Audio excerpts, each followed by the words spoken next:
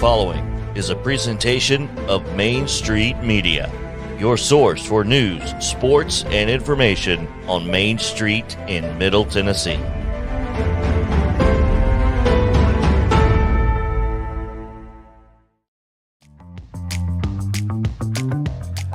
Welcome into a Monday edition of Main Street Sports. Today on the program, nope, you're not seeing double. Yes, Mo Patton will be joining us via telephone live from Winston-Salem, North Carolina, ahead of his big nights and awards reception. We'll chat with him on what he's got in store for that. Teresa Walker around 3 o'clock today. As always, a slew of topics to get into with her. Also, SEC, it just means more. Hotty-toddy. The Rebels are World Series champs back-to-back years, and the Magnolia State is the forefront of college baseball for another year. We'll react to the Ally 400 NASCAR with its big day in Nashville yesterday, and so much more on this edition of Main Street Sports Today. JP Plant alongside the Sundrop Kid from Alabama, Chris Yao. Again, Mo Patton will be joining us via telephone coming up in just a little bit. First of all, though, Chris, happy birthday, happy anniversary, and thanks to your wife for loaning you out today for our show. We appreciate that. Yeah, it's Sarah's birthday, to clarify. It is That's my anniversary, but also her anniversary. Well, you know, her birthday is your birthday is her birthday. Well, so it is now because, I mean, we got married on her birthday. So, unfortunately for her, she has to get me something for her birthday. That's right. It's always fun. It's been interesting because, I love whoever came up with the idea of themed gifts for your anniversary. Thank you. Because it makes gift giving so much easier. Like copper or gold or silver or paper, right? Wood. Year 3 is leather. Oh, that's a good one. Wow. And so for the last, 5 years since we started dating, all I've heard is how much she wishes she had a brand new pair, and please don't make fun of her for this, y'all. A brand new pair of Birkenstocks. She loves fantastic shoes. She loves the Birkenstocks clogs, and they fit really well to your feet. So hey, I'm not mad at her, but it's high quality shoe. It is a very well. I mean, the pair that she'd had since high school, and that was like 10 years. Yeah, so I mean, they last forever. That's like right. a throwback to the '90s. Birkenstocks and Doc Martens. Yeah. I mean, what more could you need? And so I got her a new pair of Birkenstocks. All right. And for her birthday, she got a pair of Nike Air Maxes. Okay. You can tell she likes shoes a lot. There you go. Well, yeah. It makes it easy for me. If I ever can't come up with a gift, I just get her shoes. That works. She is really good though about telling me what she wants. So that's a positive. Yeah. Well, like, yeah, I don't have a whole lot of issues trying to figure out. Like, I mean, if you listen at all, you'll know. you don't have to go fishing, is what you're telling me. I do not have to go fishing. That's good. Neither do I, and that's a good thing. You're right. Just advice to maybe young married gentlemen. Chris is right. Just listen. You'll know what you need to do. Exactly. It's really not that difficult. They'll tell you how you need to act. Just listen. You'll be fine. The listening part can be the most difficult, though, if we're being honest. Absolutely. You know that. Yep. Man, we do have a good show today, and I'm looking forward to it. But I want to get into our top story here momentarily, but we do have a decent little rundown. It's still just one page, but some decent scores and stuff. So we might as well get right into that so we can talk about our top story. So JP, tell us what happened this weekend and what's on tap for today, because it's almost nothing. That's right. All right, here we go. This is the Rundown. The Monday Rundown is brought to you by Zion Christian Academy, providing a Christ-centered college prep education at an affordable cost. Call 931-388-5731 or visit zioneagles.org to schedule an appointment for a tour today. All right, weekend results from Major League Baseball. Friday, it was the Dodgers over the Braves 4-1 in Freddie Freeman's return. Got his ring there. The Blue Jays 9-4 over the Brewers. Cubs 3-0 over the Cardinals. Reds, they are winners over the Giants 4-2 on Saturday. The Cardinals over the Cubs 5-3 the final there. The Brewers did get a win over the Blue Jays. The Giants over the Reds, and the Braves 5-3 over the Dodgers. On Sunday, the Brewers 10-3 of the Blue Jays. It took 10, but the Cubs defeated the Cardinals 6-5. Reds over the Giants 10-3, and the Dodgers in 11 5-3. So the Dodgers take 2-3 from the Braves. The Sounds 8-3, 2-1, 9-8 winners. I guess Willie Donick is now firmly planted in. You can't bring Jeff M back because Willie's 3-0 this year. And with a walk-off on Sunday. So. There you go. Good stuff. We chatted with Willie on Friday ahead of him calling those games. Ole Miss, it only took 2. Hotty toddy. I guess they were like, you know what? We've already secured up this Jello shot challenge. Let's just go ahead and get the baseball taken care of. 10-3 on Saturday, 4-2 on Sunday, and they are your College World Series men's champions for 2022. And as I mentioned at the top, back-to-back years for the Magnolia State with Mississippi State a year ago. I can only assume, Chris, that their parade will make a trip through Starkville just as State's did through Oxford a year ago, right? My guess is they will make they may take a detour around Oxford just to go through Tuscaloosa and Starkville on their way home. There you go. Yeah, I mean, if you're going to go to Starkville, might as well go to Tuscaloosa, too. Just rub it in there. I guess. Nashville Soccer Club 3-2 winners over DC United. And the Avalanche, last night, they get the Stanley Cup. Lord Stanley, they lifted it up in Tampa. The Lightning did win Game 5 Friday night. And then last night, it was Colorado 2-1 winners. So they are your Stanley Cup champions.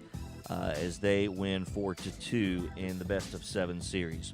USFL over the weekend. Philadelphia 19-14 over New Jersey. Birmingham defeated New Orleans, so that sets up a Philly-Birmingham championship game. Is that this weekend? This coming weekend, Chris? Yes, it is. Okay. CFL over the weekend. Winnipeg 26-12 over Hamilton. Calgary 30-23 over Edmonton. For the Battle of Alberta, and BC 44-3 over Toronto. Toronto taking it on the chin there. Schedule for today, pro baseball, Mariners tonight hosting the Orioles 9:10 on ESPN+. WNBA Las Vegas is at Los Angeles. That on NBA TV, and that is your Monday Rundown brought to you by Zion Christian Academy.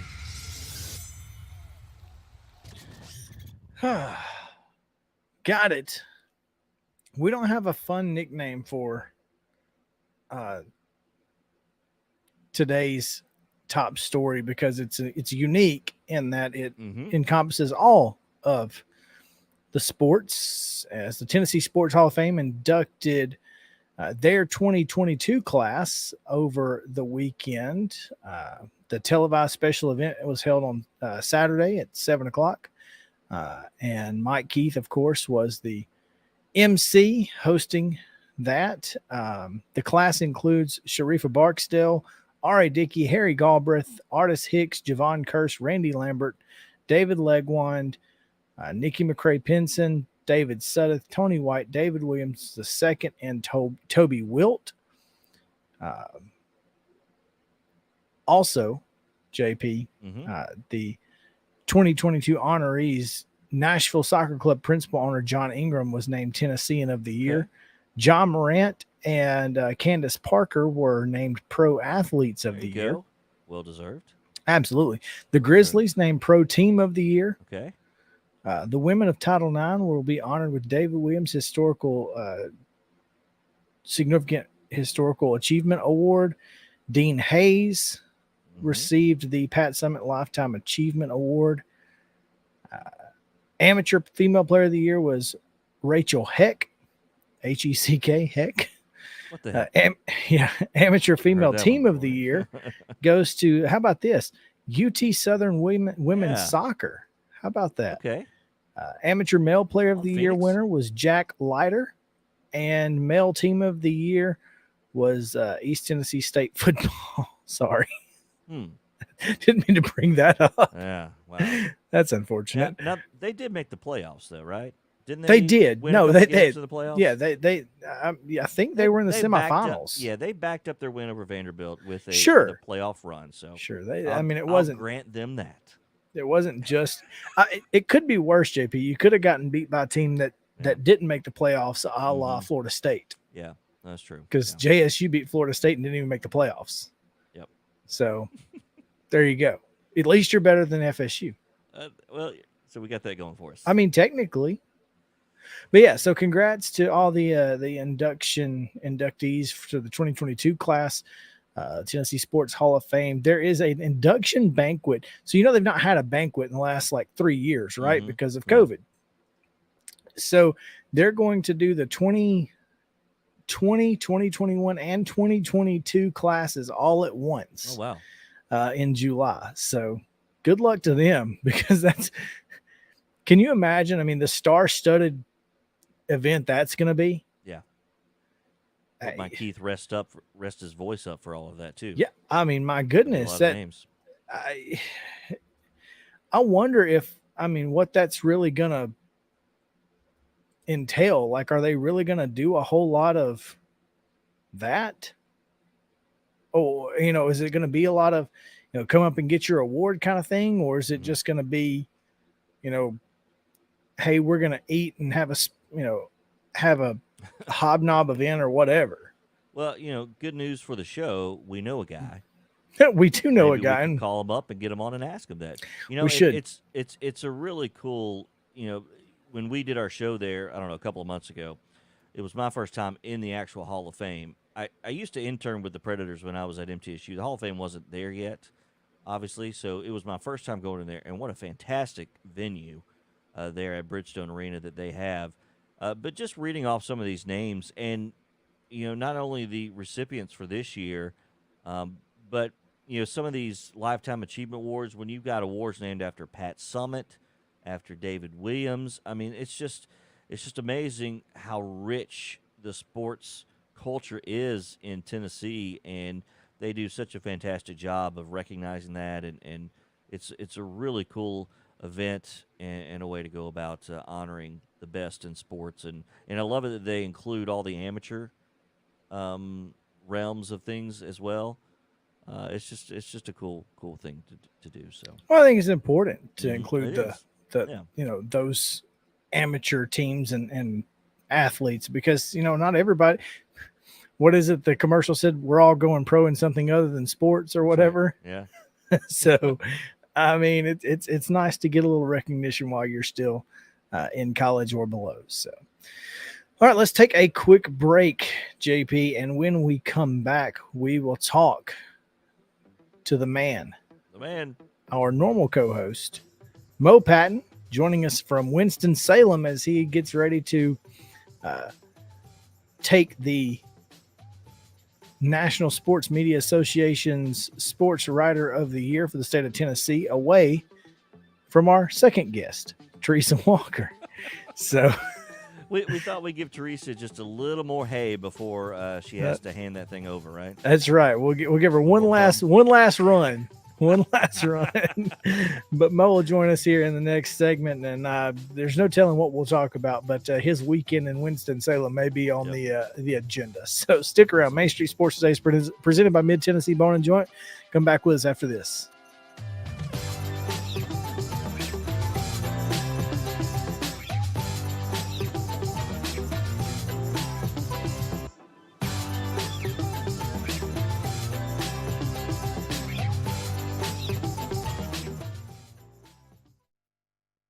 Mid-Tennessee Bone & Joint treats your orthopedic injuries and existing conditions. Our trained physicians will get you back in the game faster. Contact us at 931-381-2663 or www.mtbj.net.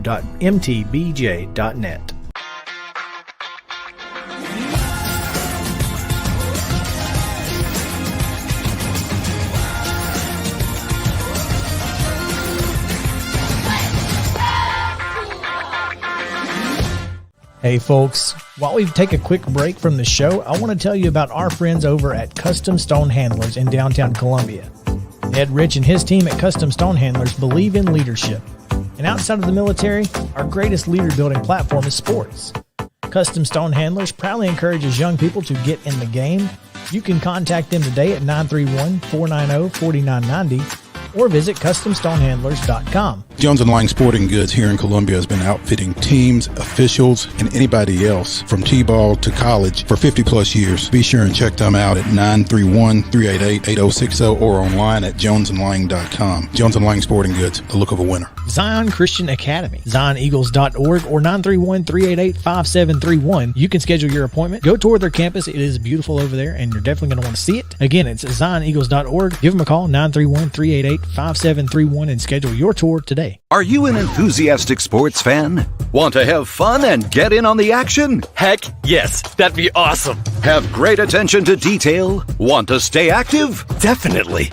Want to give back to the student athletes in your community? Obviously, yes. Then you'd make an excellent high school sports official. We need more officials in Tennessee, because with no high school officials, there are no high school sports. Sign up today at highschoolofficials.com. Mid-Tennessee Bone & Joint has been the official sports medicine provider for Murray County Schools for more than 40 years. We specialize in orthopedic injuries, and our Ortho Quick walk-in service lets you bypass the ER. Visit us online at www.mtbj.net.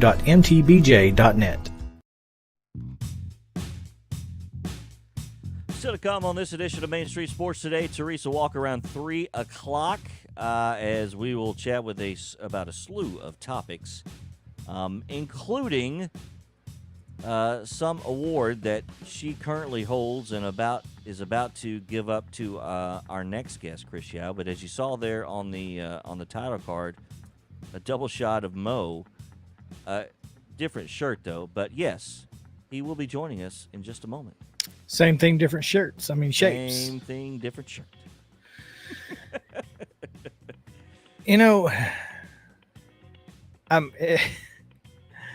Reaction Monday is always fun, but I'm really curious. Obviously, this weekend was unique for all of us. I had a wedding out in Bowling Green, had to go up to Kentucky, and you had the celebration of Nick Campbell's nuptials. Nuptials, yeah. Got And married, on the beach. Had a little home party there. Well, yeah, little excitement, and Mo got to hang out in North Carolina. So I'm curious what he got to do over the weekend. Mo, you there? I am here, and I'm a little disappointed. I've not had an opportunity to, Chris, you'll appreciate this, no opportunity to hang out with Petey Pablo. What? Did you at least take your shirt off and twist it around your head and spin it like a helicopter, though? Like a helicopter? No, I did not. Nobody wanted that. But I do want to take you two guys to task real quick, because I see you're trying to create beef between me and your 3 o'clock guest, and I'm not going to have that. It's no beef. We're giving her one last run. Yeah, as the 2020 NSMA Sports Writer of the Year. So, giving her, she's in the waning hours of her reign. Off, huh? That's right. She's in the waning hours of her reign. So I figured at least we'd give her that. Oh, goodness. Y'all are something else. So what's going on out in Winston-Salem? Well, so we drove over here Saturday, and Knoxville traffic on a Saturday afternoon in June. I mean, if it's as bad as it was then, I can't imagine being up there on a game day. But we finally got over here, and they had a welcome dinner that we snuck into because we were a little late. And then they also have a little seminar series over here on Sunday and Monday for young journalists, or maybe not so young journalists, to take part in. And I guess because it was my first time over here, I got the first session on Sunday morning. Myself and a guy named Gary Lang, who does radio play-by-play for Delaware State, we presented on small market media and the importance thereof. And we had a pretty good crowd, and it went pretty well, I thought. And we imparted a little wisdom on them. And then,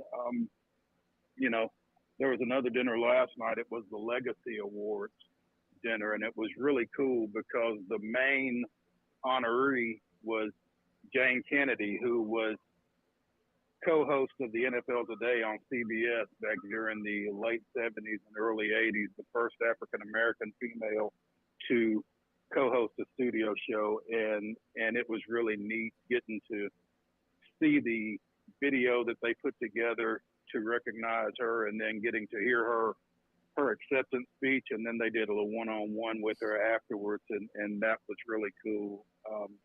Recognized a couple of other folks, national award winners as well. But the big awards thing, obviously, is tonight they'll be recognizing some national sports writers and sportscasters of the year, and I think there are some Hall of Fame inductions that are going to take place as well. I ran into Jeff Passan from ESPN as he was checking in this afternoon after doing Baseball Tonight last night. I was watching him, and I thought, well, he ain't going to be here, and sure enough, there he was. So it was cool to chat with him for a couple of minutes. And but it's been nice to see, some of the folks that have been here, some of the folks that are supposed to be here. Scott Van Pelt may or may not be here, but I mean, it's a lot of national names, and a lot Bob of Ryan's in the doing house. Good work. Bob Ryan is in the house. I spoke to Bob Ryan, spoke to Kirkpatrick from Sports Illustrated. He's a Hall of Fame inductee, as is Leslie Visser. Actually met her briefly last night, and then she remembered who I was as we encountered each other on the stairs here in the hotel earlier today. So that's a win. That's a win when they recognize you again the second time. Leslie Visser knows who I am. There you go. We'll try again. We'll try again in 6 months and see if she still knows. Hey, I go through the NSMA's Twitter account. They're retweeting a lot of these photos from the little events that you said, like you said. And I see one from Seth Wickersham, Bob Ryan, and someone else who were reading excerpts of their latest books at a bookstore downtown. And I noticed that I don't see you in the first couple of rows. So I didn't know if you were just a back row sitter or, if you just overslept or what happened there. Cause I certainly expected you to be at that event. I was not at the book signing event, as a matter of fact. I'm traveling as part of an entourage, including I Jody saw that. and my parents, and so we took a little excursion yesterday afternoon. They had folks who are here who have written books over the past year. They had those books on display at a local independent bookstore. They also had tours of the Wake Forest Athletic Complex that I blew off. But we went. My mom does some crafting. She does a lot of sewing and that kind of thing. And so we went to the local Joann's to see if they could find any fabric that she didn't have for some of her soft books and that kind of thing. And on the way out, we passed by Little Richard's Barbecue. Little Richard's Smokehouse.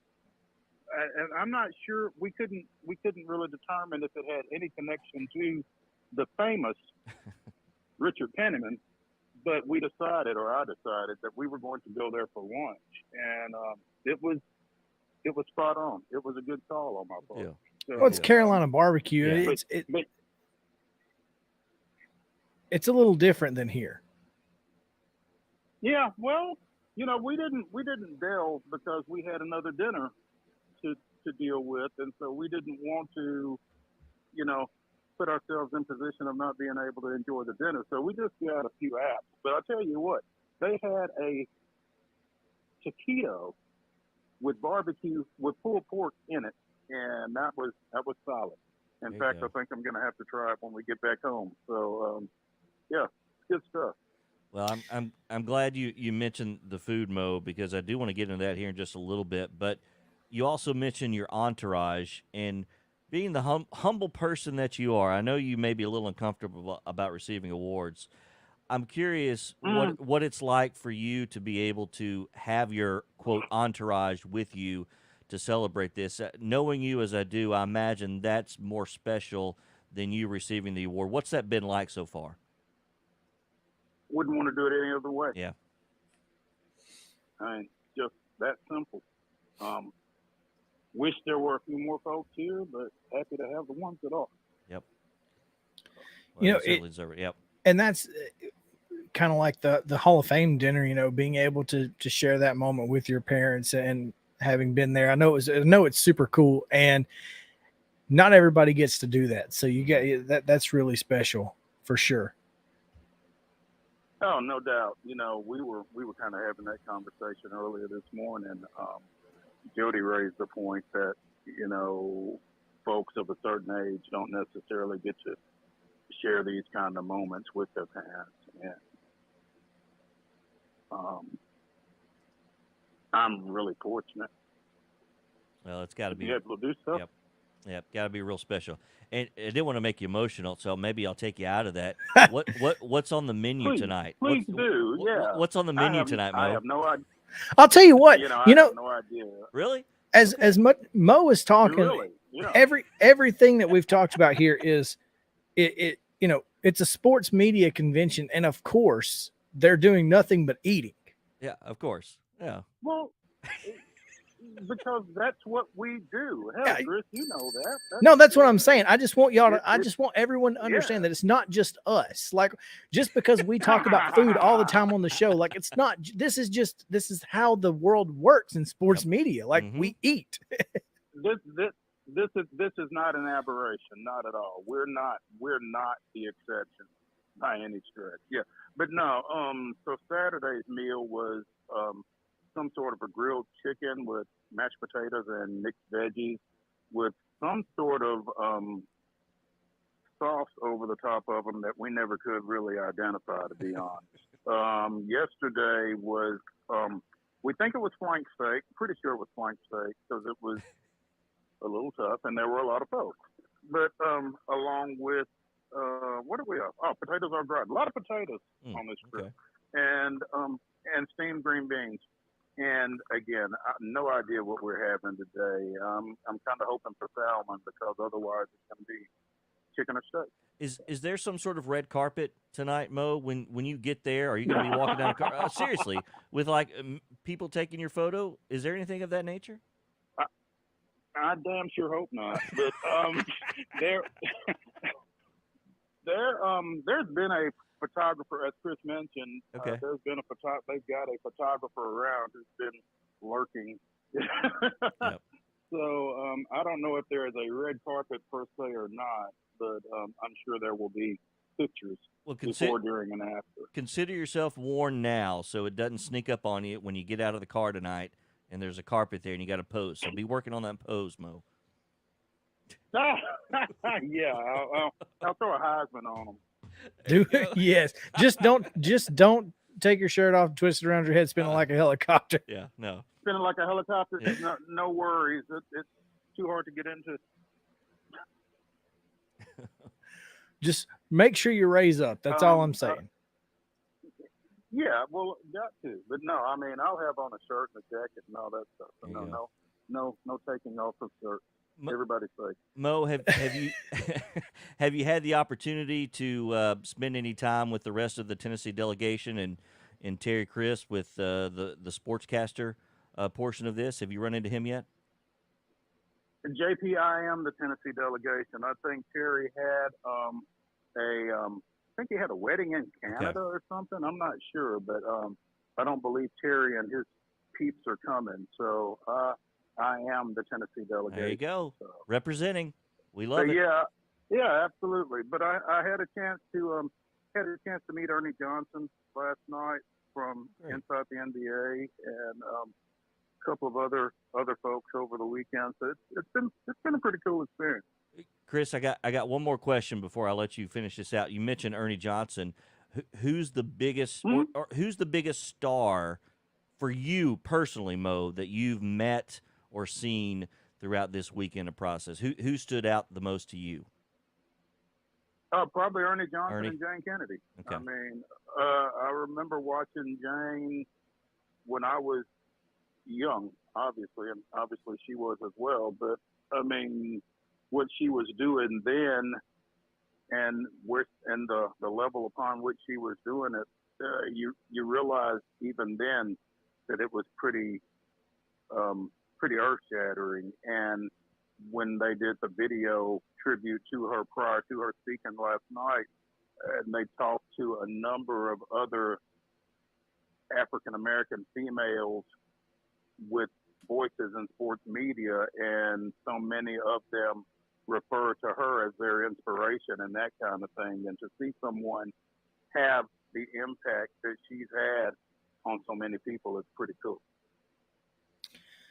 Mo, I was going to mention and I know we'll see you again later this week on Wednesday. You'll be in studio back with us before you head out for vacation, the short vacation of the summer. Awards honeymoon is what it is. Yeah, that's exactly what it is.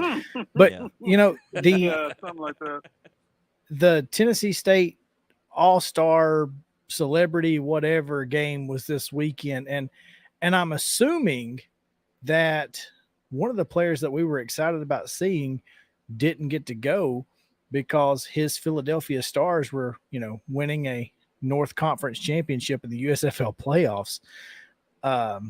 But pretty exciting stuff. I don't know if you got to see any pictures of it, but I know you guys talked last week about this, and I'm really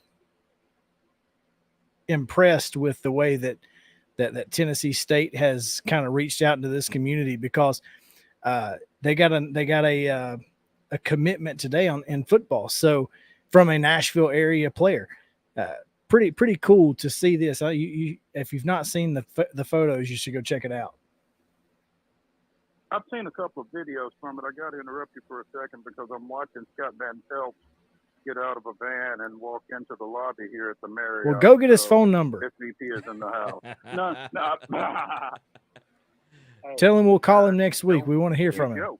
But You joke, but no, the deserved to win celebrity basketball game over at Gentry Center on Saturday. We were fortunate enough to get Kenny Collins on a couple of weeks ago to talk about that, and he did mention that Chris Rowland was on the roster, and I did think that was kind of interesting because I did think that the Stars were in the playoffs this weekend, and sure enough, they were, and he was, and so he was not in Nashville, and that's, a little unfortunate, but it looked like they had a great gathering for that event, and I just think it's fantastic that he was able to put that together and they were able to get that kind of participation. I don't know what kind of crowd they had, but anytime you can get TSU basketball on the radar in June, I think it's a pretty good thing. Anytime you can get TSU athletics on the radar in June, I think it's a pretty good thing. And I don't know who the commitment is that they got today, but they are really making their presence felt, and they are making their presence felt in and around Nashville, and I think that's a great thing for them. I mean, to be able to build on, I don't know if you want to call it an HBCU renaissance or what it is with everything obviously that's going on down at Jackson State and with Eddie George now heading into his second year. But, for them to be able to create, a presence on the local landscape and maintain that, that's great for them. Absolutely. Mo, enjoy tonight. It's going to be a lot of fun. Enjoy. We'll see you on Wednesday.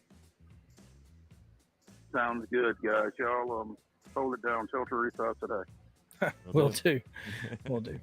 All right, we're going to All right. take a quick break. When we come back, it's championship weekend from Omaha to Tampa Bay. Yeah. So that's right. let's talk a little bit about it and much more when we come back on Main Street Sports Today, presented by Mid-Tennessee Bone and Joint. Stick around.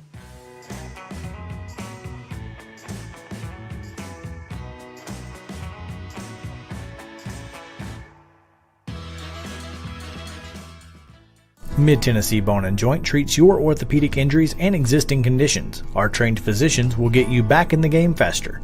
Contact us at 931-381-2663 or www.mtbj.net.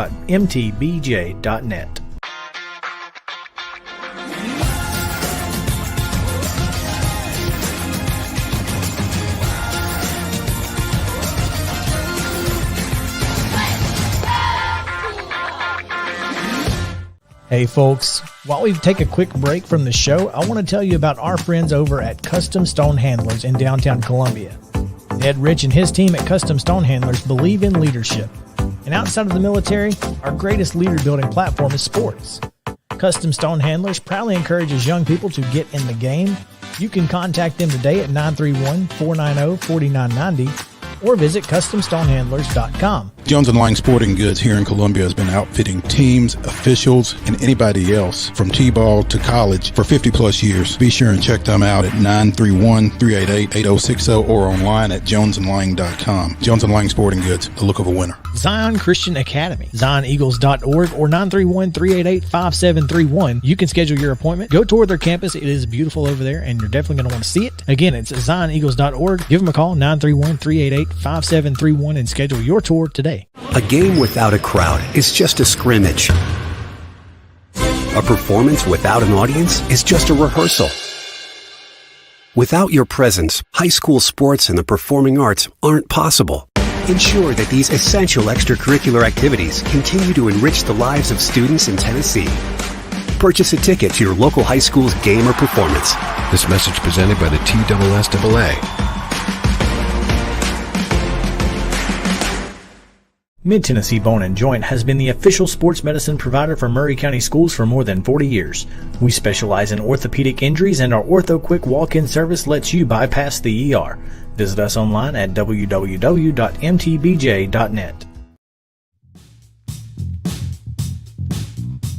Welcome back in Main Street Sports Today, presented by Mid-Tennessee Bone and Joint. JP playing alongside the Sundrop kid from Alabama, Chris Yao, and I feel a little bad. I didn't mean to make Mo get emotional asking him that question, Chris. But Man, but I know how much it means to him to have his quote entourage, his support, his family with him to do this. So that was really cool. It sounds like he's having just a blast, and as well he should. Yeah.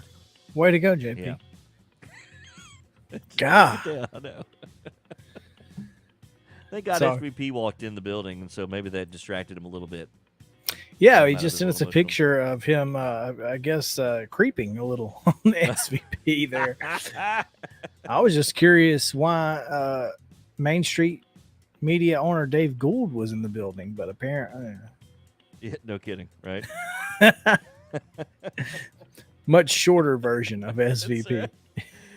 But Oh, it's so a, good. you know, he thinks I'm joking. I was serious about getting.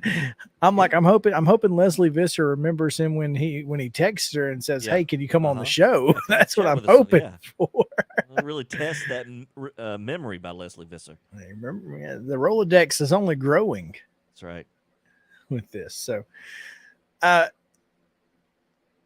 championship trophy cases are growing in the SEC. Yes, they are. Yes, they are. Well, it just means more, Chris. Come on, right? Apparently. So, of the 14 members in the Southeastern Conference, only one member has not played for a national championship in any of the three major men's sports since 1940. Do you know which one that is? For a national championship. Now, does this include teams that is this only while in the SEC or No. Current members have not played in for their history? in since 1940 period, Okay. whether a member of the SEC or not. You said how many are there? There's only one There's that only has one? not played for a national Um, championship since 1940. I want to think it's Missouri. No. Not Missouri. Huh. Kentucky basketball, Florida's one football, Alabama, obviously, Auburn. You were on the right track. It's not Arkansas. Is it Texas A&M? It is Texas A&M. Interesting. Okay. Huh. That's wild to me. That is wild. Yep. So Texas A&M has Since 1940. since 1940 has not played for a national championship in baseball, basketball, or football. Man.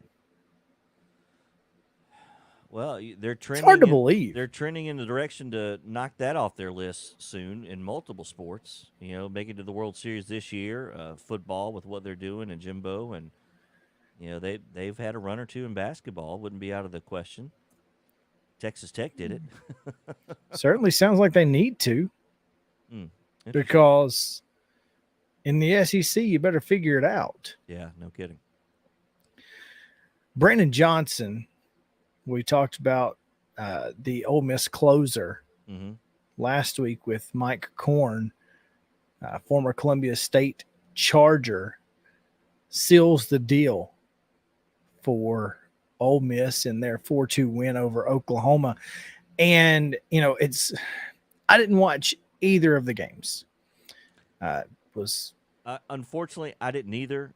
Saturday, of course, you know, I had a function, and then yesterday, after things leading up to Sunday, I didn't do much of anything yesterday. So I didn't, and I also didn't realize that it was an afternoon game. So when you sent out the hotty toddy text, I was like, is it already over? I assumed that it would be a prime time. I don't know. Did they move it up for weather? I don't think so. Or it was originally scheduled for a Sunday afternoon? Pretty sure. Now, here's the thing.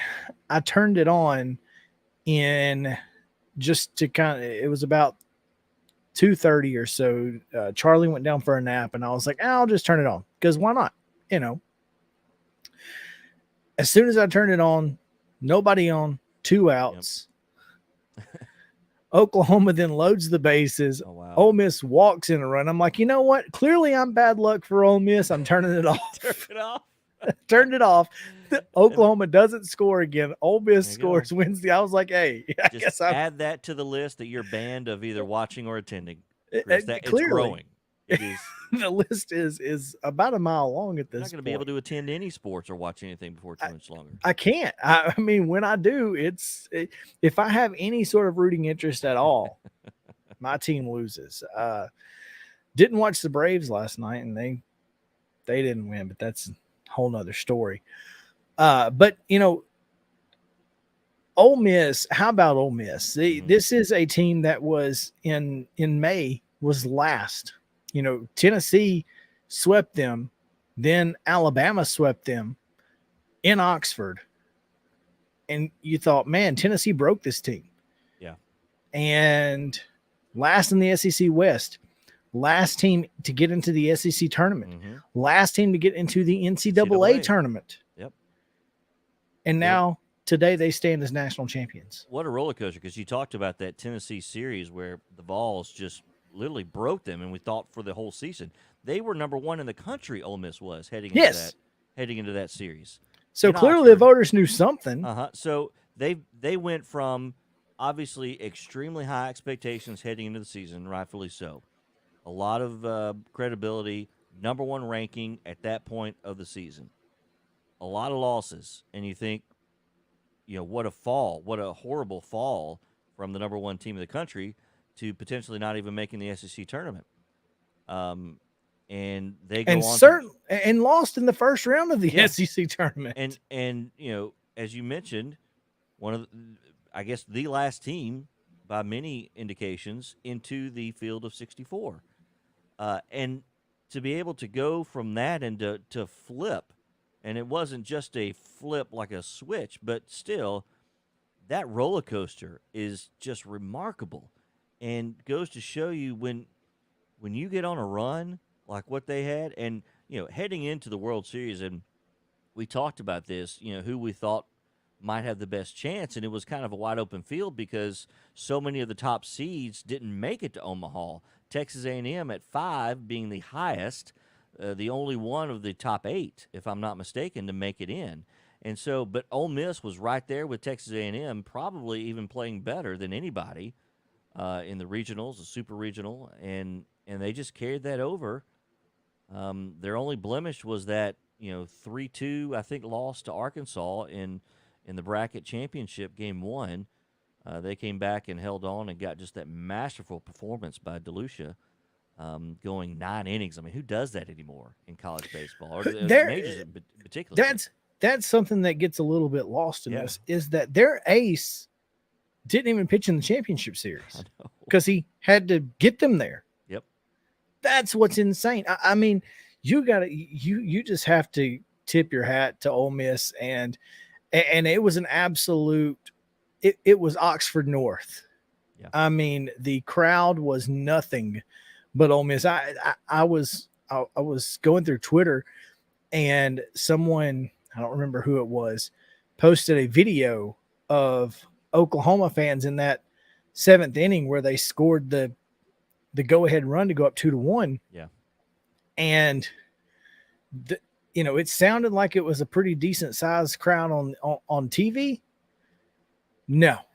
I mean, that video, you could tell that there were 17,000 seats in Charles Schwab, and maybe 2,000 of those were Oklahoma fans. I mean, it was packed full of Ole Miss Rebel fans. So they show up and have never lost a party, as they tipped 18,000 on the Jello shot. 18,000 the Jello shots.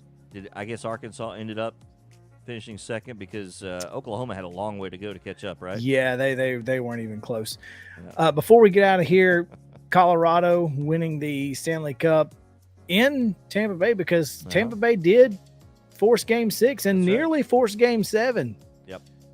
But the best team won. Oh, no question. And as I mentioned earlier, off the before we got on the show, apparently there is a connection with the Nashville Predators and the Stanley Cup final losers. If you play the Predators in an outdoor hockey game, expect to get to the Stanley Cup final, but you're not going to win. Sorry. First Dallas, now Tampa Bay. Here we are. So yeah, the only 2 times they played in a stadium series game, and So be leery if you want to schedule them for that. Although, hey, getting the Stanley Cup final, nothing to sneeze about. No, absolutely not. I'd take it again. I would too. Yep, I'd take it again. Let's take another quick break. When we come back, we can take a quick halftime. We can do a quick halftime. You got a quick one? Okay. Yeah, we got a quick halftime. Right. So come back, short break, halftime, then we'll get to the second half after that.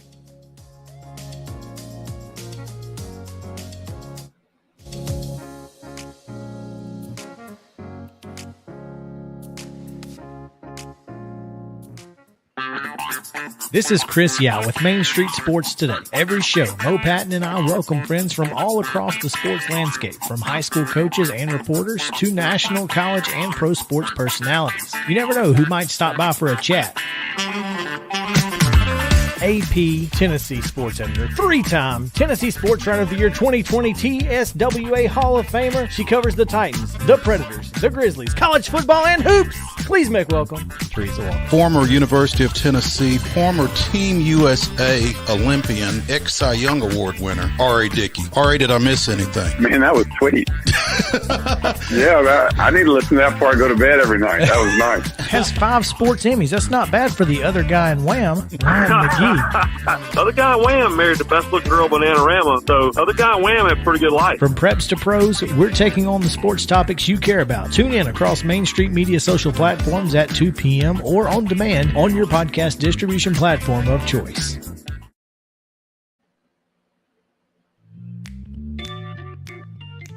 JP, you see they found trash on Mars? No, I did not see that. What constitutes as trash? I mean, I guess that's just any object. No, it's actual. It's actual human trash. It's a piece of a thermal blanket. Huh. From a rocket powered jetpack. So yeah, humans are now littering other planets. That's not ideal. No. I mean, I guess that's one way to try to correct global warming is just stop littering our planet and go litter somebody else's. Who cares if we litter theirs? Good Lord. Nobody's living there. Who needs it? I mean, look. I mean, not to get into evolutionism or creationism, but like, what's the point of other planets? That's a very good question. We don't need them. We don't need them. I mean, are they just blocking the sun on occasion? Like, maybe, or again, overflow dumpster. I don't know. That's what I'm saying. I mean, there's no other good use for them. So, I mean, I'm just saying, give me a decent use for them, and we can talk about it. But until then, I mean, landfill seems to be a good option. Mm-hmm. Well, it just goes to show you that women are much tidier than men, because women are from Venus, men are from Mars. That's right. This planet has the trash on it. Of course, it's Mars. It's Mars. Yes. Of course, that's the only one they've got a rover on too. I wonder if Venus. Nobody knows that. They haven't tried to get over to Venus yet. Why is it just Mars? Why have we not tried to get proximity? Maybe. I guess. I'm not a scientist, but I think Mars is the closest planet, right? It is. From my 7th grade science class. Yeah, I think so. Was it 7th grade? I don't know. I just don't know why we care. Anyway, trash on Mars. It's not a candy bar wrapper, though. It's not a Mars bar wrapper. Okay. Although if it were, that would have been great. That would have been great. All right, let's take a break. Braves when we come back after this.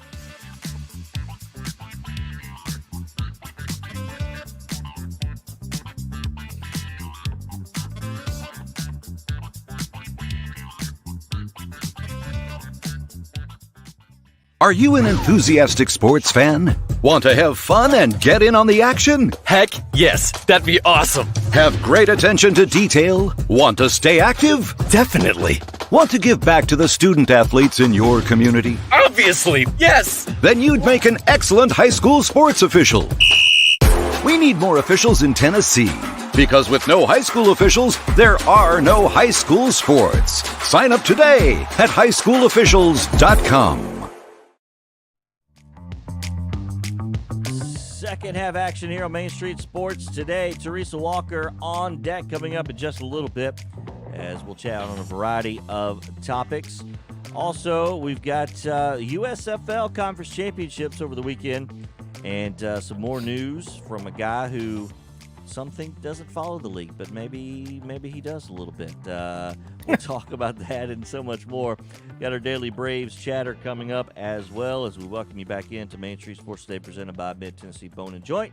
JP Plant alongside Chris Yao, our award-winning illustrious co-worker, Mr. Mo Patton, is in North Carolina setting to well, he's going to get an award tonight, but mostly it looks like he's creeping up on Scott Van Pelt. So we'll we look forward to having him back on Wednesday and to hear all the wonderful news of tonight. As so proud of him to get that award. So in the meantime, Chris and yours truly will hold the fort down, hold our own forks down. So as we get into our daily Braves chatter, Chris, and I know going into the weekend with the Braves and Dodgers, you were looking at Mo asked you, what's the play here? What are you happy with? All the news and surrounding Freddie Freeman and playing, of course, the Dodgers, the team that the Braves beat in the NLCS. You were hoping the Braves to take 2 out of 3. It didn't quite happen, but what's your take coming out of this weekend from the Braves' perspective as they move forward? With as much talent as the Atlanta Braves have in their arm barn, there is absolutely zero reason that both Max Fried and Spencer Strider did not get wins this weekend. Max Fried pitched a gem on Saturday. Arm barn goes out, blows it. Now, granted, the Braves offense was able to pick up the win for AJ Minter. Yeah. On Sunday, Spencer Strider goes out against the freaking LA Dodgers and acts like he's Roger Clemens throwing 98, striking folks out, waving goodbye to Cody Bellinger as he walks off the mound. Up 2-0 in the bottom of the ninth. 2 outs, nobody on, 2 strikes. And Kenley Jansen blows it. This is not the first time you guys have talked about a 9th inning for the Braves. If they didn't have to play the 9th inning, they might be in first place in the NL East at this point, right? It's insane. I don't understand how Will Smith and Kenley Jansen, 2 of the best closers in the game while they were out on the West Coast, respectively with the Giants and the Dodgers, come to Atlanta and can't get the job done. It is ridiculous that the Atlanta Braves, as much talent as they have, do not have a shutdown closer. I'm almost to the point where AJ Minter has pitched so well that I would put him back in the role at this point. Well, I mean, it may turn to that, but it's not going to turn to that. It's Brian Snicker. He's Mr. Loyalty. Well, Jansen, of course, as you mentioned, coming from LA, of course, wasn't he part of that Freddie Freeman deal? No, they were both not. They were both free agents. Freddie signed with LA. But Jansen coming from the Dodgers, playing his old team. Now I don't necessarily think that had anything to do with it, but I don't know. Maybe sometimes the nerves. Was that his first time going against his old team? No, we played them out there. That's right. Yeah, and he did well out there, right?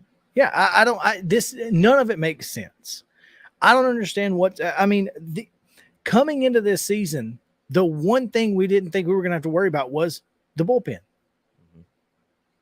There was zero reason to be worried once the game got to the 7th inning.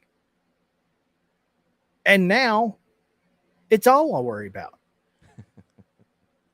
I mean, Michael Harris II made a play in center field in the 10th inning that had I think a 42% catch probability. And he made it look like it was a routine fly ball. Yeah. I mean, didn't even have to dive. Just how do they determine that, by the way? Launch angle, exit velo. Gotcha. So launch angle. Yeah, and exit velocity. And exit velocity. So yeah, I mean, so and Is distance, how do they obviously. determine that? Yeah. So and then distance. It's amazing what numbers and computers can do. Yeah, well, I mean, launch angle and exit velo is obviously you've got a camera on the hitter and you can see that kind of thing, but it's insane how good this team is in certain areas. And then look, Matt Olson, excited to have him, glad we've got him. If the Braves had Freddie Freeman, they don't lose Sunday. They've not lost a couple of games if they have Freddie Freeman over Matt Olson because of his defense. Matt Olson does not have the glove that Freddie Freeman has, and it's cost the Braves a couple times. Not and that's many just do, though, right? No. I mean, Freddie is a seriously good defender at first base, so it's understandable, but. And it's going to work itself out over time. But my goodness, frustrating week. Letting balls hit off the edge of your glove and that sort of thing is just it's tough. It's tough to take as a fan. It really is. I guess if we were Braves analysts, JP, we could not talk like that. No, according to history. Because this day in Braves history, back in 2000, the Braves apparently made a decision to bar their team announcers from charter flights and then backed off from that decision when Skip Carey, Pete Van Wieren, Joe Simpson, and Don Sutton were kicked off of a flight in Montreal and had to take a commercial flight after they raised questions about the catcher's box at Turner Field. That's mind-blowing. Listen, I've been on team planes, and I get that there is a line, when you're paid by the organization, that it's kind of tough to cross. And I guess at that point they were Braves, maybe employees, and now there's kind of a separation. Bally or Fox Sports over the last several years, in conjunction. Now the team obviously has a right to who they hire and who they don't, but that's interesting. And Hall of Fame, you kicked the Hall of Famer off the plane. Don Sutton. Come on, man. Skip Carey. Skip Carey got kicked off the plane. That's insane. You're better than that, Braves. Anyway, let's take a break. TERESA Walker joins us on the other side of it, so stick around. Main Street Sports Day is presented by Mid-Tennessee Bone and Joint.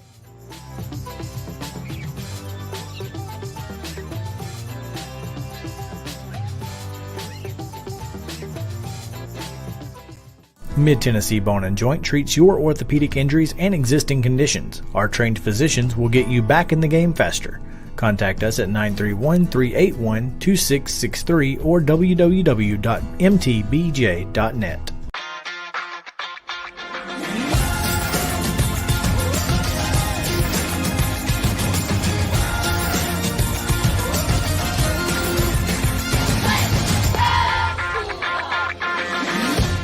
Hey folks, while we take a quick break from the show, I want to tell you about our friends over at Custom Stone Handlers in downtown Columbia. Ed Rich and his team at Custom Stone Handlers believe in leadership. And outside of the military, our greatest leader building platform is sports. Custom Stone Handlers proudly encourages young people to get in the game.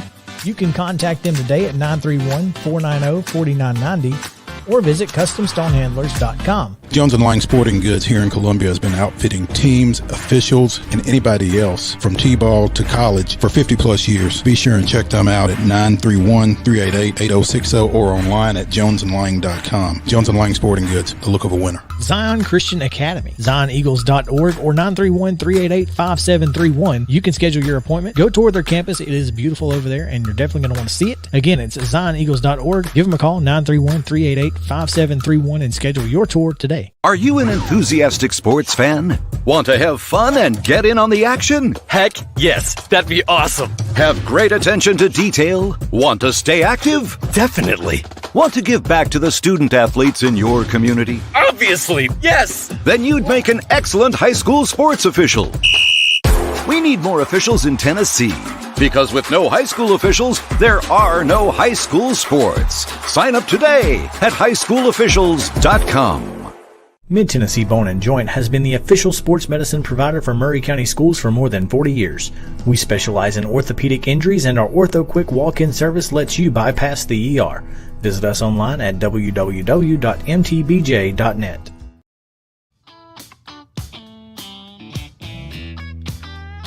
Welcome back in Main Street Sports today, presented by Mid-Tennessee Bone & Joint. Chris Yao, JP Plant, coming to you from our humble abodes. I'm in Columbia, JP in the Berg. Glad to have you guys with us on this Reaction Monday as we continue to react to the world of sports throughout the weekend. And JP, we had a pretty big race in Nashville this past weekend, but I don't know if you know this or not. The All-American 600 is set for July 1st in the iRacing series. Huh. Yeah, so they're going to do the in Nashville. So, well, this is the old school All-American 600 that used to be, one of the bigger races of the year, right? Yeah. It's not a real race anymore. It's only on iRacing. Okay. So they take the Xfinity Series cars and folks, you sign up to be in the race or whatever from your iRacing rig. Okay. And you get a chance to be in the All-American 600. This is like the old IROC? No. This is virtual racing. Virtual? Yes. Ah, okay. So it's pretty cool. Okay. Yeah, it's pretty cool that they're doing this, and the All-American 400 will race in October, but the 600 is July 1st on iRacing, so you can actually watch it Friday night, 7:00 on a YouTube partner. So virtual racing. How about that? Just taking, and here's the thing.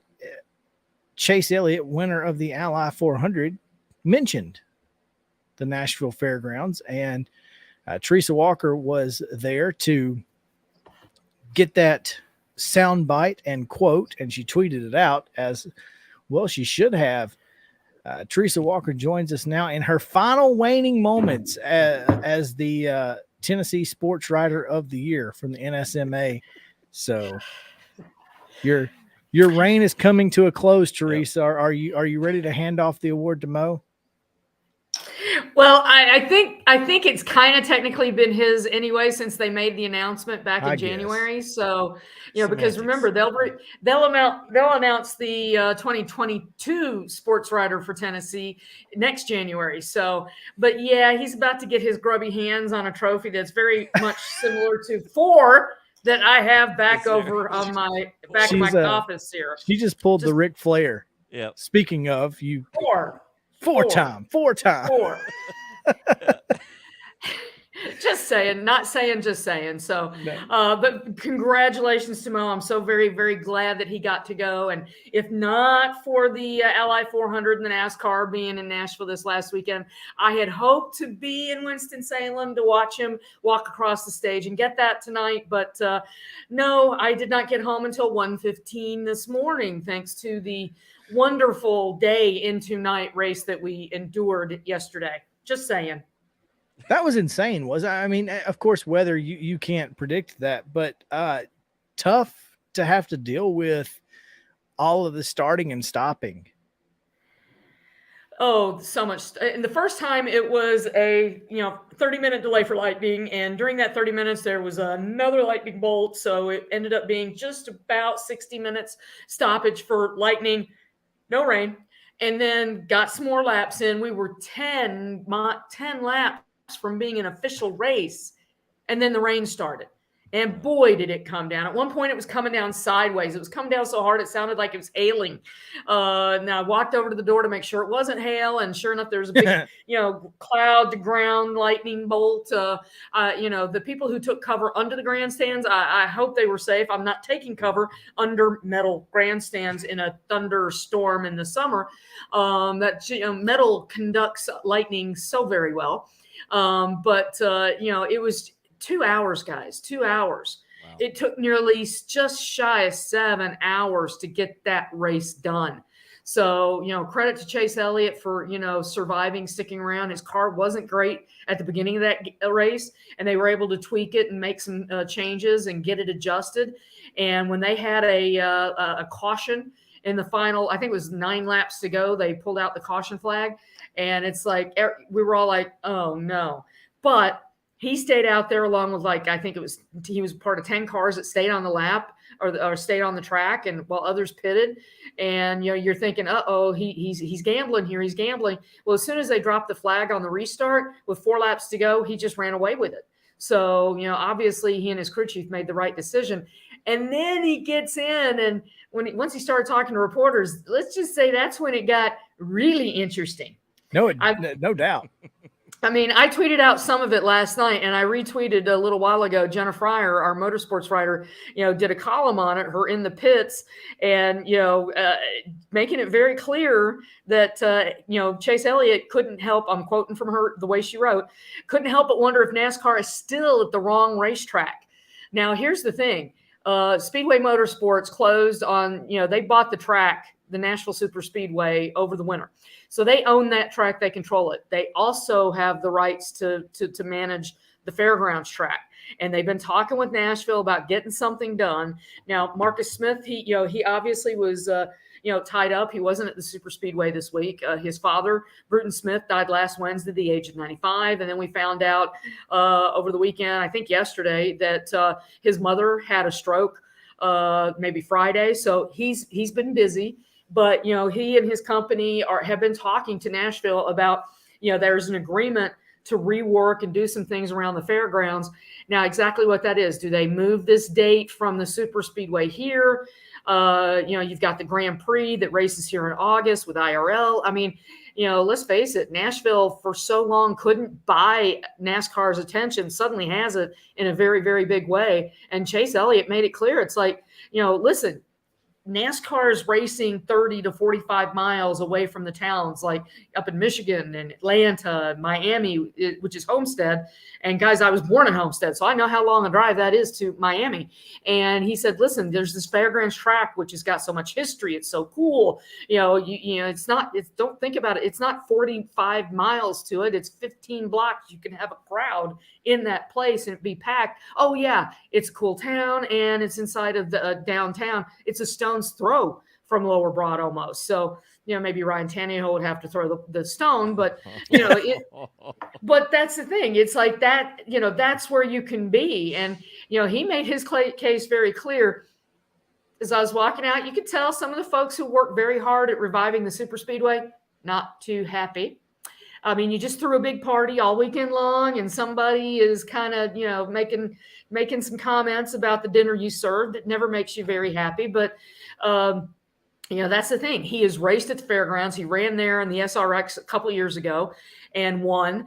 And he's, I remember going to a news conference at the fairgrounds where he was getting ready to do a race. I think he was 19 at the time or something like that. So it was just after Kyle Busch had smashed the guitar a few months earlier. So, other things came to the bear. But, it's an interesting situation, and don't have a timeline on when they are racing at the fairgrounds. But as Chase Elliott made clear, hey, Nashville Soccer's shown us that you can park and get people in and out of that place. Not too bad. So let's wait and see what the future brings, okay? Teresa, isn't there room for both? That's the thing, JP. It sure seems like there could be. And as Jenna points out in her column, there are people in racing who think Nashville can support this. And for people who still think of Nashville as a tiny little town, Hello, have you drove by downtown lately? I mean, there's still 10 to 12 cranes building on any given day. Some days it's 17. And so you've got the interest, you've got people moving here, you've got companies moving here, Oracle, Shurian, Alliance, Bernance and stuff. I mean, you've got, people bringing headquarters here. So there's more and more people. I think the last number I saw was 76 people a day are moving to Nashville still. So, that to do at this point, what would be maybe 3 races in the Nashville area in a calendar year, why not? And I know that Bristol is technically in Tennessee, but guys, there's 3 parts to the state, and East Tennessee Bristol's way over there. So, and right now Bristol's got their own issues. There's a reason why they're doing dirt on the track in the spring, trying to help make things different. And that's the thing that the Nashville Fairgrounds track does. It is different. It is small. It's a 5/8 track. They've been racing there since 1904, back when it was horses. They had the NASCAR and the top level of NASCAR through 1984. And, the legends, the Hall of Famers raced at the fairgrounds. And, it's different, it's unique, and it's funky, and it's different. And, NASCAR, they've got a lot of tracks that look alike. Well, Nashville Fairgrounds do not look like anything else. So the closest thing might be Bristol.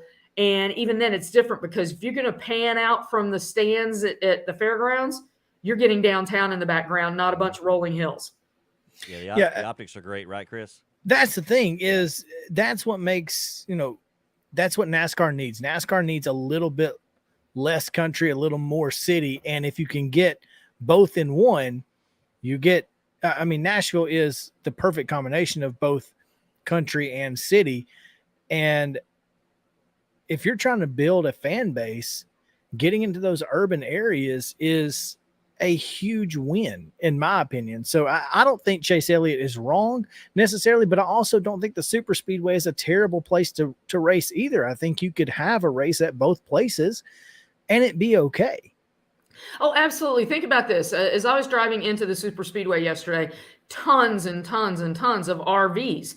You've only got grandstands on one side of the track, and then on the other side, there's lots of room for all the RVs. Well, if you're at the fairgrounds, I'm sorry, that ain't happening. But what you're gonna do, kids who've grown up on Fast and Furious, guess what? Suddenly they're seeing the cars going around the track with this, the tall buildings. I'm not going to call them skyscrapers. I'm from Chicago, but they're very tall buildings for Nashville. You see that in the background. It's going to help draw in potentially some new people, new fans, new eyeballs, and new interest for a sport that definitely needs it. And guess what? Over the weekend, Bernard Pollard, former Titan safety, was out there. Alvin Kamara, former Tennessee Vol, was out there. Derrick Henry, O.J. Howard were out there for this race. You had Kane Brown doing, I think he did the anthem. I'm trying to remember correctly. And then also you had, Michael Jordan was out there, at least on Saturday. I never saw him on Sunday when I was out there. But, you've got a lot of people, that are not NASCAR's longtime demographic, and there's interest there, and it's just a matter of NASCAR maybe finding the right fit for some of their races to help tap into what could be a chance to broaden their fan base considerably. Teresa, from the community standpoint, I guess, of this obviously being a Nashville Superspeedway race, the fairgrounds, the two factions here, how much intermingling is there to coexisting to potentially having these 2 weekends? Well, that's a great question, JP. But the fact that Speedway Motorsports owns the super speedway and has the rights, to work with Nashville on trying to, tweak, develop, upgrade the Nashville Fairgrounds, that has to play into it, because Speedway Motorsports is a monster in the NASCAR community, and usually when they want something, they usually get it. So is it the all-star race? There's been a lot of speculation. Maybe you take that out of Charlotte, and they've already brought their season awards to Nashville the last couple times, right? So and there's been a lot of speculation. Let Nashville host your all-star event. that way you can do what you want, all the events down Lower Broad and take advantage of that. And then that would segue into a week or two later into CMA Fest. So it's like there are a lot of options here depending on how they want to go. Yeah, it makes a lot of sense, Chris. It's set up to have this, as she just mentioned. The politics often are the hurdle for making things like this happen. But as she just explained, they're kind of set as best they can be for this to happen. Well, when you have the same people who are in charge of both tracks, it's obviously a positive because you're not fighting you're not fighting someone else. Speedway's not fighting Dover or something like that. I mean, it's the exact same company. So that's where it really becomes a positive for Nashville, is that it seems like everybody's kind of working in one direction, and the direction is to make Nashville a NASCAR city again. And it really, there is a faction of NASCAR fans who absolutely love the nostalgia. I mean, the nostalgia is all that there is left for some fans, and the fairgrounds obviously, allude to that. So it's interesting. It's the Ally 400 is a great event. They've done a great job putting it on, especially Speedway this year in their first year hosting it. It's a little bit easier to get out of the traffic when there's only half the people still left, though, Teresa. Chris, but I'll say this: getting in and out. I know that the attendance was not what it was a year ago, but they addressed that issue. Okay, now maybe they could have done a better advertisement, gotten that news out maybe months earlier, weeks earlier to help with ticket sales. But when I got off 840, there was no line. And I got to the credential area within 2 minutes of getting off of 840. And that's only because I had to slow down because, they had like 3 lanes going, to turn into, they expanded the traffic areas. They expanded the ways to get into the super speedway. They didn't shoot. They were even delivering porta potties for people, that were there early to take advantage of the Brothers Osborne concert before the race. So, give credit to Eric Moses and the super speedway folks. In Speedway Motorsports, they made this a much better event for fans. Unfortunately, there were some fans turned off from last year who were like, I'm good. I don't need to go again this year. So hopefully they give them another chance if they are on the NASCAR schedule next year. Well, also there are probably about half of those fans left in the middle of one of the rain delays, and they were like, "Hey, maybe we should just leave. It's pretty rough out here." So, well, it was so hot early, and then you get the rain delay. It's like, I'll just say this: people who go out to races in the summer, particularly here, you've got to be a patient person, and you've got far more patience than I have. So God bless you. Before we let you go, I want to ask you one quick question. This whole thing just keeps getting weirder, and for whatever reason, it's no one who in the general public is understanding the Nashville Metro Council and the state of Tennessee and the Tennessee Titans deal for a new stadium. Why is it so hard to explain what the deal is going to be? Is it because Metro just wants to keep throwing wrenches into this thing? No, the state has already put their money. Think of it as 3 pies, right? Or three slices of the same pie. So you've got the state slices done. $500 million for an enclosed stadium. As long as it's got a roof, you're getting money. Exactly. 1%. I think it was a 1% hotel tax so that visitors can help pitch in and help pay for the taking care of the stadium. Then you've got, private money, a big chunk of it, about $700 million, presumably from the Titans owners, Miss Amy Adams-Strunk, and maybe some money from the NFL. The third component is Metro Nashville and how they work that out. And that's the part that they're still negotiating and working through right now. And, they're working on that while they have the firm working on the renderings and things like this. It's just working through the details, negotiations. Metro's not going to want to do everything the Titans want them to do, and the Titans aren't going to do everything that Metro wants them to do. So they're negotiating. I expect it to be done. I mean, once those renderings come out by fall, it feels like the timeline is to get the financial component settled over this year so that they can start locking in prices for this renovation and well, not renovation, but a new stadium, because they want to keep it on the timeline of opening for the 26 season. So to me, it's not that tough. It's just people who maybe get a little stubborn and don't want to think about it. And I'm just going to slide over there. There's my trophies over there. Just there we go. There we go. There we go. Mo's getting one of those tonight. What one?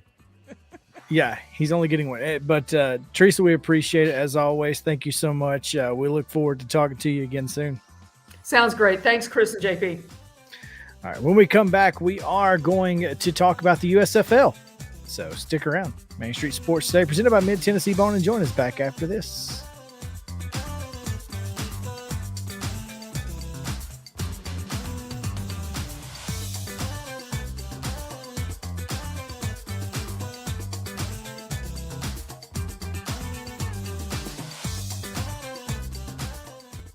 Mid-Tennessee Bone and Joint treats your orthopedic injuries and existing conditions. Our trained physicians will get you back in the game faster.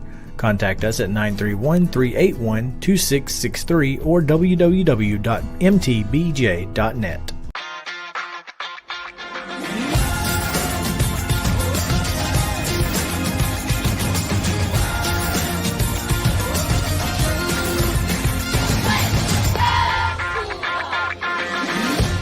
Hey folks, while we take a quick break from the show, I want to tell you about our friends over at Custom Stone Handlers in downtown Columbia. Ed Rich and his team at Custom Stone Handlers believe in leadership. And outside of the military, our greatest leader building platform is sports. Custom Stone Handlers proudly encourages young people to get in the game. You can contact them today at 931-490-4990 or visit CustomStonehandlers.com. Jones & Lang Sporting Goods here in Columbia has been outfitting teams, officials, and anybody else from T-ball to college for 50-plus years. Be sure and check them out at 931-388-8060 or online at jonesandlang.com. Jones & Lang Sporting Goods, the look of a winner. Zion Christian Academy, zioneagles.org or 931-388-5731. You can schedule your appointment. Go tour their campus. It is beautiful over there, and you're definitely going to want to see it. Again, it's zioneagles.org. Give them a call, 931-388-5731, and schedule your tour today. A game without a crowd is just a scrimmage. A performance without an audience is just a rehearsal. Without your presence, high school sports and the performing arts aren't possible. Ensure that these essential extracurricular activities continue to enrich the lives of students in Tennessee. Purchase a ticket to your local high school's game or performance. This message presented by the TERESA. Mid-Tennessee Bone and Joint has been the official sports medicine provider for Murray County Schools for more than 40 years. We specialize in orthopedic injuries, and our Ortho Quick walk-in service lets you bypass the ER. Visit us online at www.mtbj.net.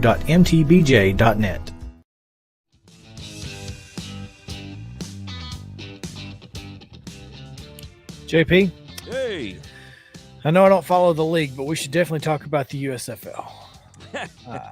We need to, yeah. A big weekend down in Beham. Well, no, Canton. Oh, that's right. They moved to Canton for this. Yeah, the playoffs are in Canton because the Birmingham is getting ready for the World Games. Yeah. Super exciting for Birmingham. Super exciting for Canton. Had a solid turnout for the USFL semifinals, and Philadelphia downed New Jersey 19-14, and Birmingham got a big win 31-17 over New Orleans. And I have to mention that because at the end of the regular season, New Jersey ended the year 9-1, as did Birmingham. Birmingham in week 1 defeated New Jersey. And yet, New Jersey, Coach of the Year, Offensive Player of the Year, and were sitting atop the power rankings at the end of week 10. Little built-in bias, you think? I have no idea what people were thinking, other than Birmingham does not have a great quarterback. You know, Jamar Smith has not been great at all year long. But they've had the best record, though, correct? But they've had the best record because they got a fantastic defense. Well, Saturday, Jamar Smith said, when the going get tough, the tough get going. Or what was it that Rube Baker said? The tough get going, the going get tough, or going get tough. I don't know. Anyway. I think Billy Ocean may have said something about that too, right? Yeah, but Rube screwed it up, which is why I always try to get the mess up that Rube from Major League. Highest quarterback rating of the weekend, Jamar Smith out of Birmingham. Okay. Late in the game, in the fourth quarter, he made a couple of decisions, pulled the ball down, run for some first downs, made a couple great throws on third down to extend the last drive of the game. Matter of fact, made a couple big throws there. It just felt like every throw that he had to make, he absolutely put it on the money. And there's something to be said for that. You know, guys who don't necessarily have the best talent in the world or the best arm talent. And when the game's on the line, though, that's who you need. That's who you want under center. And Jamar Smith's one of those guys. So Birmingham advances to the inaugural championship game, which will be held this weekend. And USFL announced this morning that teams will play in home markets in 2023. Okay. Is that a good thing, you think? I don't know. I'm curious because I think this is a reactionary move from what the XFL is doing. Okay. The XFL with their practice hub being in Houston and then shipping everybody out to play games in home cities. Okay. Now I'm assuming a better attendance is the idea. I do think they will get better attendance in the XFL than the USFL got. Obviously, I don't necessarily think they'll get, there will be some cities that will be lower than others, and St. Louis will probably have one of the higher attended teams. But I'm curious if the USFL is going to go that route or if they're going to go the, put everybody in their home cities where they're practicing there, they're playing there and everything. Or if they'll do what they did this year and have Birmingham be the hub, like the XFL, and then just, fly everybody to Philadelphia or New Jersey or wherever. So I'm curious. Yeah. In 2024, they expect to expand from 8 teams. So NBC and Fox both say they are very happy with a profitable first season. So they made profits, didn't lose money. Well, and ultimately that will be what determines all this, right? Absolutely. I mean, look, it's all going to come down to money. They could play a hub for 3 years. If it made money, it wouldn't go away. Yep. And I'm sure that's cheaper on the networks. It would be. So, that's why I don't know why they're trying to chase what the XFL is doing, unless they just really feel like if this was profitable, let's see what happens in year 2. Yeah. So hopefully we'll see what happens. I'm looking forward to it. I think it's going to be a lot. Buy-in too, for maybe from. Sure, it's kind of hard to do that if you're not playing in your market. So absolutely. Yeah. So that's the key. We'll see what happens. But yeah, Birmingham and Philadelphia will play for the USFL championship on Saturday in Canton, Ohio. I won't be there, unfortunately. Can't do it on their home field. I know. I wish I would go, but I have a wedding Saturday, so it's unfortunate. It is what it is. Hey, tomorrow, as always, Chip Walters will join us. So, be a lot of fun. We'll have Top 5 Tuesday. It will not be SEC stories. We got to wait for Mo on that one. Well, not only do we have to wait for Mo, we got to wait for SEC Media Days. That's true. That's right. So, looking forward to that. Don't forget, follow us on Twitter at @MS_sports today, at Chris Yao 14, at JPPSec, and at MoPatton_sports. Follow us on Facebook and Instagram as well. And subscribe on YouTube so you know when we are going live. Yeah, and tomorrow we can also shed some light on some future happenings from a broader perspective. Like you mentioned, SEC Media Days, some details on that, and other things. Oh, yeah. Going to be a lot of some fun. love, A lot of fun. So come back tomorrow at 2 o'clock. We appreciate it. For Mo out in Winston-Salem and JP in the Berg, I'm Chris Yao saying, hella goodbye from Columbia. See you then.